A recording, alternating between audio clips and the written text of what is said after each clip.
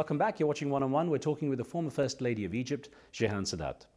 Let me ask you about that, I guess the most defining moment in your life, which was the assassination of your husband, Anwar Sadat, on the 6th of October 1981. Tell me what happened, how you found the strength to take the next steps. Actually, it was a step which changed my life because I was teaching in Cairo University at that time. I was living with my family and we were such a very happy family. And when it happened, when he was assassinated, I took one leave to stay at home with my children to think, what am I going to do? How am I going to face the world? We were two partners, loving each other, respecting each other, trying to do something for our country. Now half of me is finished, is gone, and my partner, and then I'm now, it's as if it's a half of a person, you see. And I thought of, after 1 year, you know, I went back to the University of Cairo to teach as I was before he was assassinated. And till I was going on till I had 2 years after that, I had the offer to come here to the United States and teach. And then I thought it's a good change for me because I needed change. Inside me was such boiling all the time from what I have seen because I was with him at the stage when he was assassinated. And but I'm continuing my life. It's not the end of life. I'm continuing my life. I'm keeping his legacy alive by letting people not to forget him, to remember the man who paid his life for peace. And I'm going on teaching and having this message for the people and for peace, of course. And I think I'm not going to stop it till the last moment in my life. Ironically, the lesson he taught you was to forgive. Now, it's been a quarter of a century. Are you able to forgive? Yes. Yes, I forgive because God has his plans, not me. And well, they were also having trial and they shot them, you know, they had penalty to death. But I don't think of this. I think of this man as a great man, what he did, and I have to keep his memory alive as much as I can. You personally, every 6th of October, on the anniversary of the assassination, do you have any kind of ritual or anything you do in his memory? Well, actually, we go to the summit.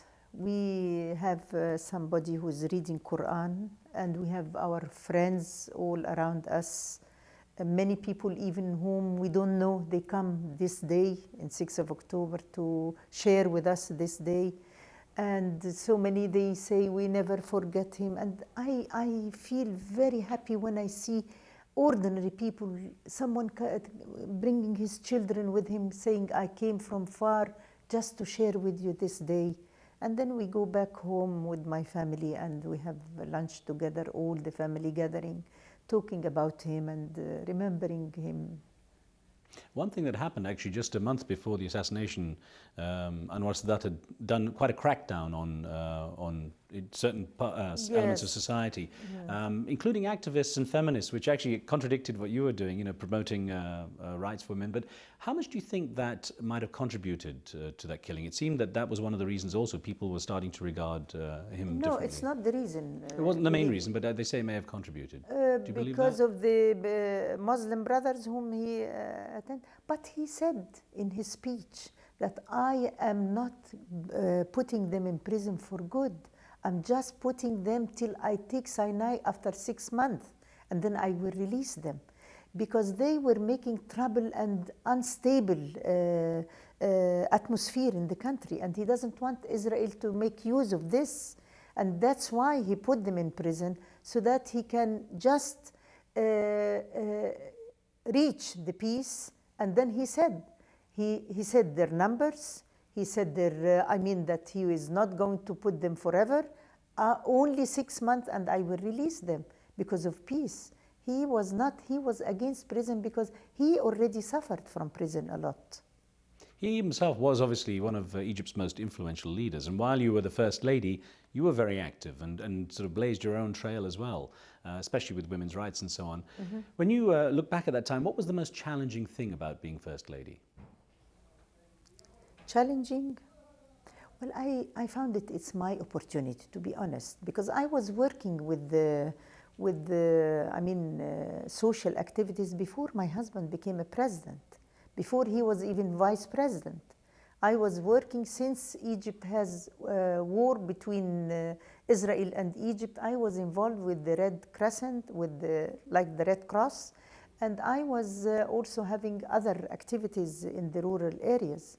And when my husband became, I felt that it is my opportunity now to help women, to put them on the right track, to especially with the law of the family law or whatever they call it, to give rights to the divorced woman, because there were so many tragedies, especially when a woman was not educated or doesn't have any job. What is she going to do after she's divorced? There were so many tragedies. That's made me feel that it is my role or my duty, my duty to help these women.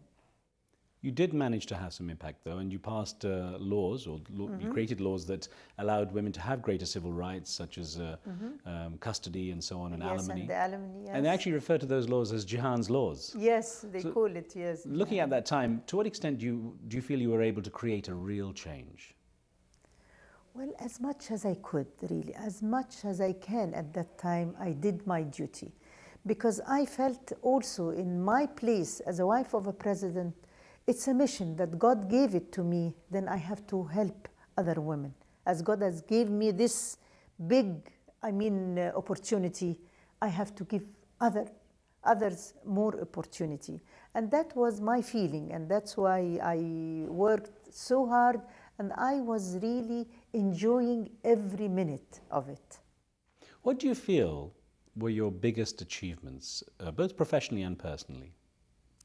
Personally, my children. I'm very proud of them. I brought them up properly. I educated them or sent them to be educated. My son is an engineer, and my 3 daughters graduated from the university.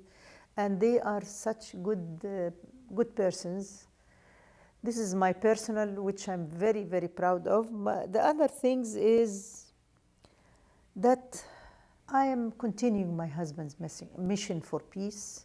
I'm going on giving my message to the people about peace, about my husband, and these things which I'm very, very proud of also, and I will still work on it till the last moment of my life.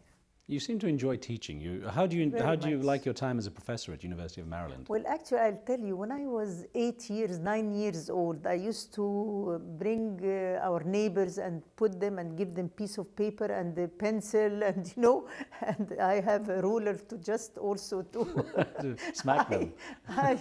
You're a tough teacher from an early age. I was from the beginning, And when I was, when I married, because I married too young, and then I had my 4 children after that, I thought this is the most important responsibility is to bring my children perfect as much as I can. And then after they were grown up, I said, well, I want to educate myself. And my husband told me, read, Jihan. I was reading all the time, of course. But even though I want to be graduated from university, I wanted to have MA and PhD, not only graduating from a university. And I did when I was 40 years old. And it was not easy at all.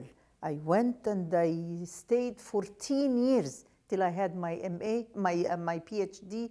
It was a long way, but I was very precise to continue it and to give an example for other women.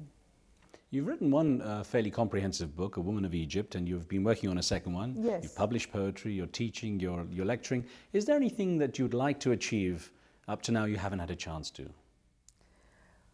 Well, in my the weekends, for instance, I paint. I love painting so much, and I'm now having maybe 55 paintings.